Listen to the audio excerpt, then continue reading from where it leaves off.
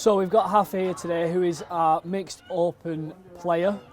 First of all, Hafa, how did you first get involved in Tag Rugby League?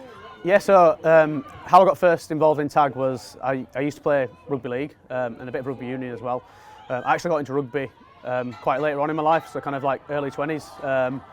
Started playing a bit of league and union with my local teams, but then got introduced to tag through like one of the tournaments that TTR do, and from that really joined a local league near where I live, and then it kind of just took off from there in terms of my tag career. What was it that you really enjoyed about the difference between playing a full contact version of rugby and then obviously transferring over to tag rugby? Yeah, I think if you play rugby league, there's a lot of transferable skills. So there's obviously the 6 tackle count or 6 tags. It's fast paced. It's in terms of defence, it's similar to the way rugby league's played.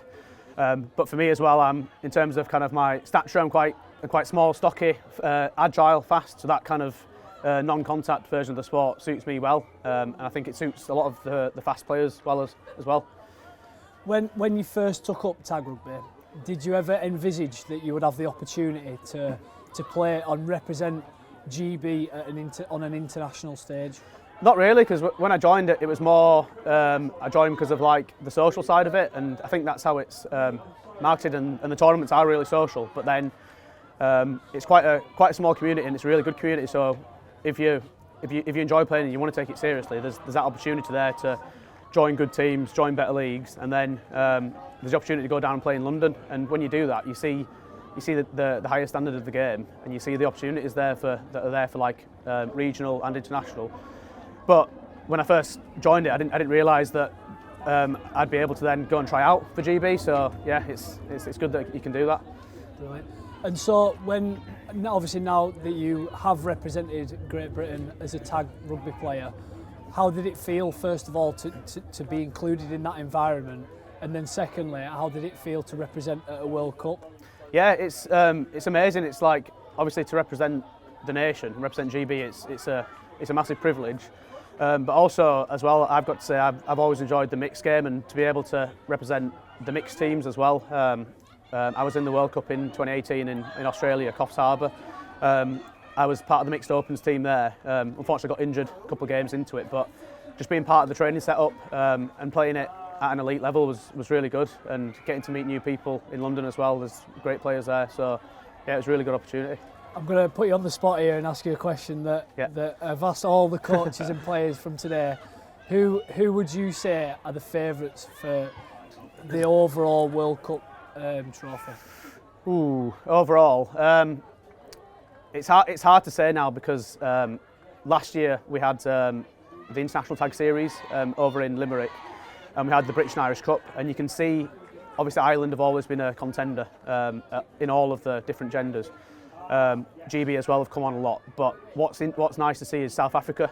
They came over in the International Tag Series, and originally they just got into it at the World Cup, and they only had, I think, a men's team.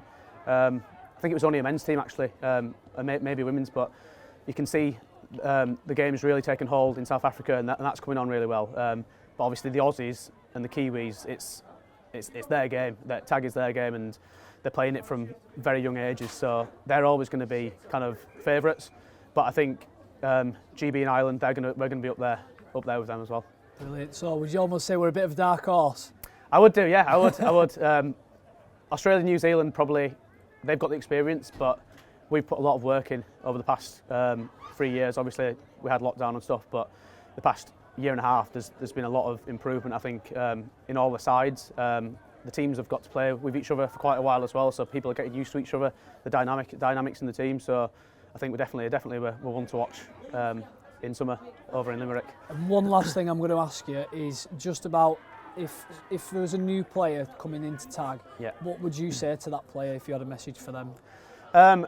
I'd first say come, because it's a great community of people first. Everyone's really friendly, and there is the social side there, but then there's also the opportunities to take it a step up and take it seriously, and there's those elite opportunities there now, especially with this tournament here, regional tournament that's happening now with these northern teams. We've got the Nationals in 20th of May.